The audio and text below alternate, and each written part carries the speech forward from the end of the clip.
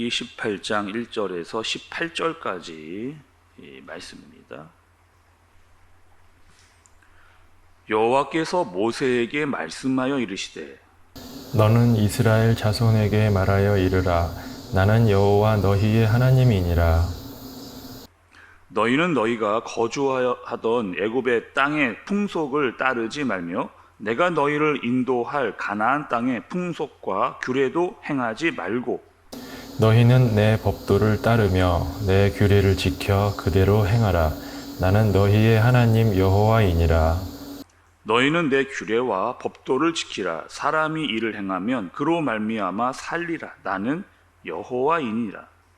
각 사람은 자기의 살붙이를 가까이 하여 그의 하체를 범하지 말라. 나는 여호와이니라. 내 어머니의 하체는 곧 내 아버지의 하체이니 너는 범하지 말라.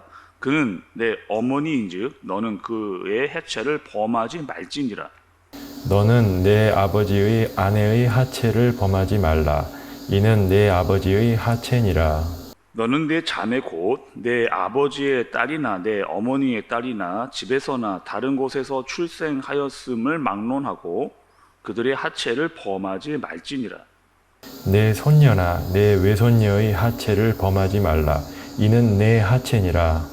내 아버지의 아내가 내 아버지에게 낳은 딸은 내 누이니 너는 그 하체를 범하지 말지니라. 너는 내 고모의 하체를 범하지 말라. 그는 내 아버지의 살붙이니라. 너는 내 이모의 하체를 범하지 말라. 그는 내 어머니의 살붙이니라. 너는 내 아버지 형제의 아내를 가까이 하여 그의 하체를 범하지 말라. 그는 내 숙모니라.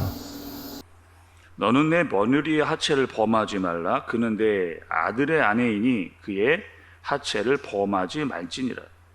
너는 내 형제의 아내의 하체를 범하지 말라. 이는 내 형제의 하체니라. 너는 여인과 그 여인의 딸의 하체를 아울러 범하지 말며 또 그 여인의 손녀나 외손녀를 아울러 데려다가 그의 하체를 범하지 말라. 그들은 그의 살붙이니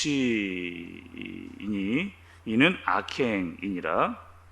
너는 아내가 생존할 동안에 그의 자매를 데려다가 그의 하체를 범하여 그로 질투하게 하지 말지니라. 아멘. 네, 오늘부터 이제 8월 여러분 이제 시작이 또 됐습니다. 그리고 말씀은 이제 레위기의 말씀으로 이제 우리가 말씀을 살펴보게 될 텐데요. 우리 레위기를 우리가 언제 봤었느냐? 제가 이게 말씀을 좀 찾아보니까 올 3월에 레위기의 말씀을 봤습니다. 그래서 1장부터 17장까지 이렇게 두루 좀 봤고 또 다 살펴보지 못한 부분도 조금 이게 있었어요. 그리고 이제 다시 레위기 18장부터 뒷부분의 말씀을 이제 다시 만나게 됐습니다. 여러분 레위기를 살펴봤었는데 어떤 여러분 레위기 생각이 좀 드세요? 저도 레위기를 다시 이렇게 준비하면서 생각을 해보니까 조금 어려웠던 부분들이 있었습니다. 첫 번째는 우리가 잘 사용하지 않았던 용어들이 이렇게 레위기에 많이 이렇게 나왔고 또 잘 이렇게 표현하지 않았던 내용들 때문에 다소 좀 어려웠던 부분들, 그리고 이제 주로 설교 시간이나 말씀 공부할 때 레위기를 잘 다뤄보지 않았던 경험들이 있었던 터라 좀 어려웠던 부분들도 사뭇 있었던 그런 기억이 납니다. 또 여러분 레위기를 보면서 그때에 있었던 일과 지금 우리와의 연관성의 문제입니다. 그때 있었던 일인데 지금 우리에게 무슨 연관이 있나 상관이 있나 이런 것들을 우리가 살펴볼 필요가 있다는 거죠. 또 주제들도 보면 좀 난감한 부분들도 이 레위기에 제법 나오는 것을 볼 수가 있어요. 어떤 성에 대한 뭐 이런 이야기들도 나오고요. 또 직설적인 부분들도 이렇게 나오는 부분들이 레위기에 참 여러 차례 나오는 것을 볼 수가 있습니다. 근데 왜 우리에게 이 말씀을 주시느냐? 무언가 우리에게 분명히 필요한 부분이 있기 때문에 하나님께서 우리에게 말씀을 주시는 거죠. 특별히 여러분 그 레위기를 받았던 이스라엘 사람들의 상황은 여러분 어떠했는지를 좀 우리가 잘 감안하면서 말씀을 들을 필요가 있습니다. 지금 레위기는 여러분 이스라엘이 언제 받았던 말씀이에요? 출애굽을 한 다음에 광야에 있을 때 하나님께서 이 말씀을 주셨습니다. 그러니까 어떻게 살아왔느냐 이스라엘이 지금까지는요 계속해서 애굽의 노예로 계속 살아왔던 거예요. 그리고 하나님께서 이제 거기서 끄집어 내셔서 법을 주시면서 이제 뭐라는 겁니까? 너희는 더 이상 애굽의 노예와 종 같은 존재가 아니다.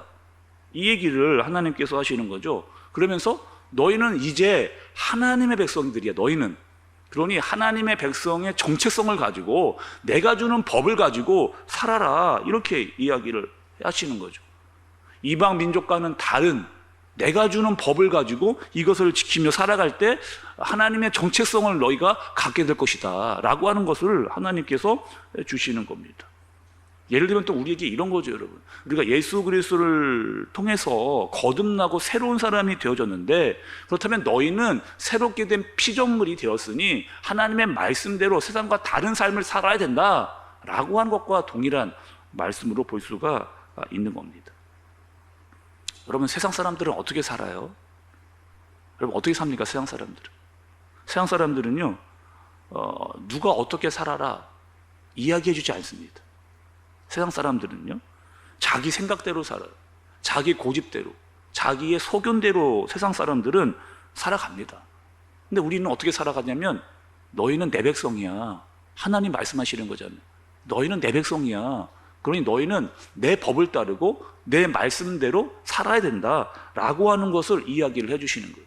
오늘도 여러분 두 번이나 하나님께서 강조하시는 말씀이 있습니다. 2절과 4절의 말씀을 여러분 좀 보세요. 너는 이스라엘 자손에게 말하여 이르라. 나는 여호와 너희의 하나님이라. 너희는 3절도 좀 볼게요. 3절 4절. 너희는 너희가 거주하던 애굽의 땅의 풍속을 따르지 말며 내가 너희를 인도할 가나안 땅의 풍속과 규례도 행하지 말고 너희는 내 법도를 따르며 내 규례를 지켜 그대로 행하라. 나는 너희의 하나님 여호와이니라. 이렇게.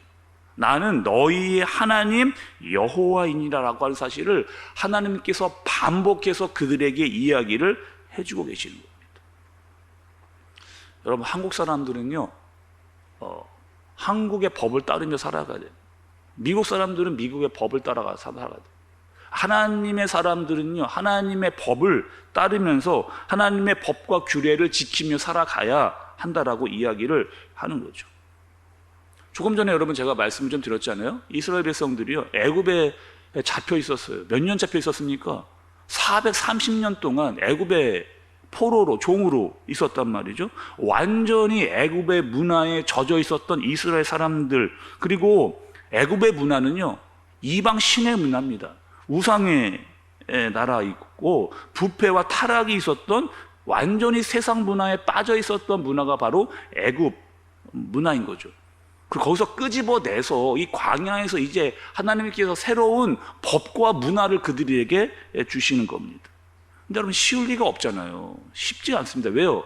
430년 동안 완전히 이 몸에, 생각에 애굽의 문화가 완전히 물들어 있는데 거기서 끄집어내서 다시 하나님의 말씀과 법도로 그렇게 사는 것이 이스라엘 백성들에게 쉽지만은 않았던 겁니다.